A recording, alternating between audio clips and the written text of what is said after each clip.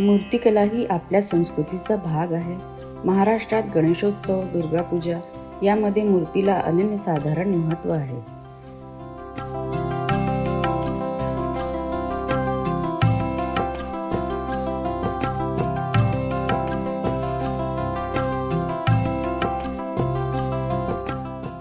नमस्कार, माझे नाव आहे शरद चिकाने.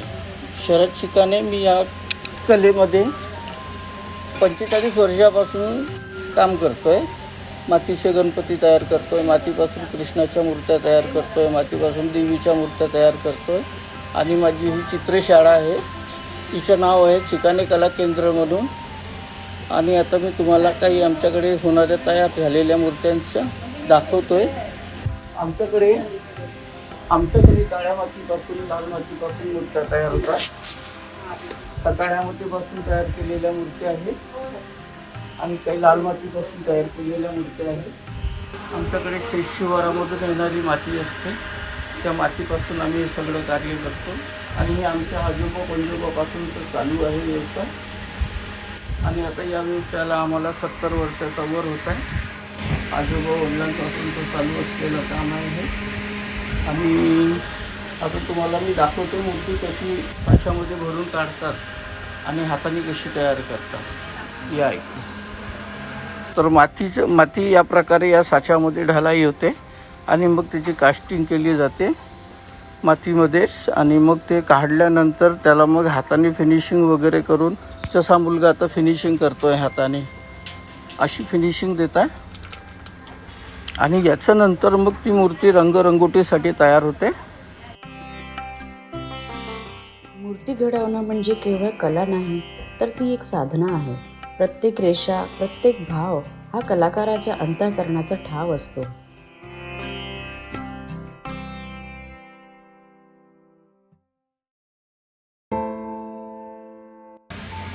जसं पिढ्यानपिढ्या चालू आहे आमचा व्यवसाय.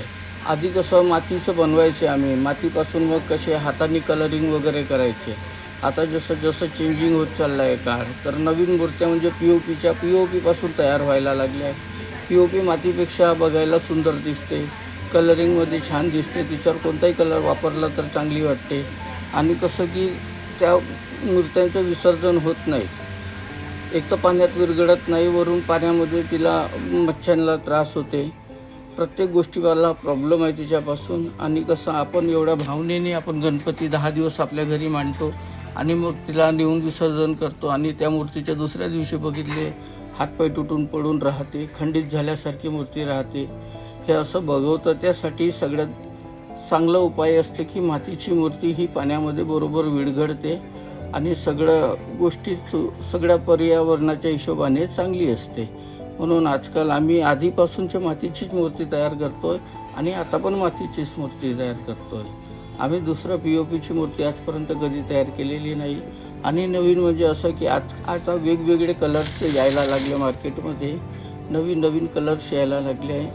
तर प्रत्येक गोष्ट आता वेगळी, म्हणजे जसं काय म्हणतात त्याला, जसं काळ बदलत चाललं आहे तसं वेगवेगळे प्रयोग मूर्त्यांवर होत आहेत. आता कसे कागदी लदग्याच्या मूर्त्या यायला लागल्या, अजून शेणाच्या मूर्त्या तयार व्हायला लागल्या. ह्या सगळ्या मूर्त्या आजकाल नवीन काहीतरी प्रयोग करत ह्या सगळ्या बनायला लागल्या. पण आम्ही आजपर्यंत मातीच्याच मूर्त्या तयार करतो आहे आणि याच्या पुढे पण मातीच्याच मूर्त्या तयार करणार. हा म्हणजे थोडं. आजच्या काळात मातीच्या मूर्तीपेक्षा प्लास्टरच्या मूर्तींना मागणी आहे. मात्र काही कलाकार अजूनही पर्यावरण स्नेही मूर्तिकलेला जपत आहेत.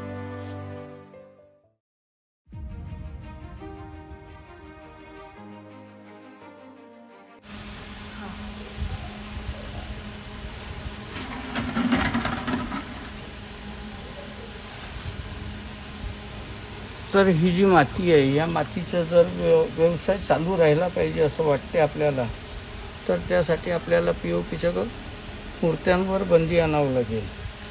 कारण कसं आहे, POPच्या मूर्त्या स्वस्त भावात विकायला लागल्या आहेत आणि मातीच्या मूर्त्यांना रेट मिळत नाही आहे. म्हणून आजकाल इतर नवीन पिढी हे काम करायला मागे बघते. आणि याच कामाला जर सांबर वाढवायचं आहे तर आता जी नवीन पिढी सुरू होत आहे यांना कसं मातीमध्ये उत्साह दिसायला पाहिजे.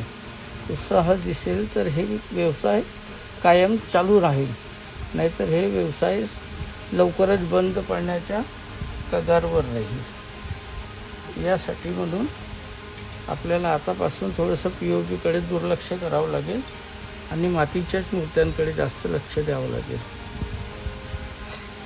दिवसामध्ये 150 तयार होते आणि मातीची मूर्ती फक्त एक तयार होते.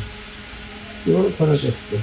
म्हणून POPच्या मूर्त्या स्वस्त भावात विकल्या जाते आणि मातीच्या मूर्त्या कमी भावात विकल्या जाते. म्हणून याकडे सगळे कलाकार थोडेसे दुर्लक्ष करतात आणि हे जर असंच चालू राहिलं तर काही दिवसातच मातीच्या मूर्त्या बंद होतील आणि ही कलाही बंद होऊन जाईल. कसं आहे की सगळं काही महाग होत चाललं आहे. कलरची रेट वाढत चालली आहे, मातीचे रेट वाढत चालले आहे. आम्हाला माती विकत आणावं लागते आणि या प्रत्येक गोष्टीपासून आम्हाला कसं मातीच्या मूर्तीला रेट मिळत नाही आहे आणि दिवसभरामध्ये एक मूर्ती तयार करू आणि स्वस्त भावात विकू तर ते आम्हाला परवडणार नाही आहे. त्या हिशोबाने कसं हे थोडंसं व्यवसाय आम्ही मागे करत चाललो आहोत. जर यानंतर आम्हाला म्हणजे कलर वगैरे थोडं स्वस्त दरात मिळायला लागले किंवा आमच्या मूर्त्यांना रेट जर चांगले मिळायला लागले तर सगळे उत्साहाने हे काम करायला तयार होते आणि आमची समोरची पिढी पण या कामामध्ये इंटरेस्ट घेतील, लक्ष देतील.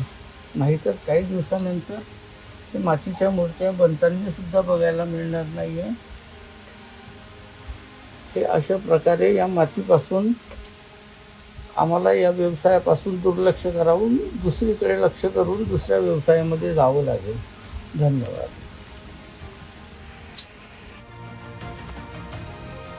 ही केवळ मूर्ती नाही, ही आपल्या संस्कृतीचा श्वास आहे. या हाताने घडवलेल्या कहाण्या आपल्या मनात सदैव जिवंत राहोत.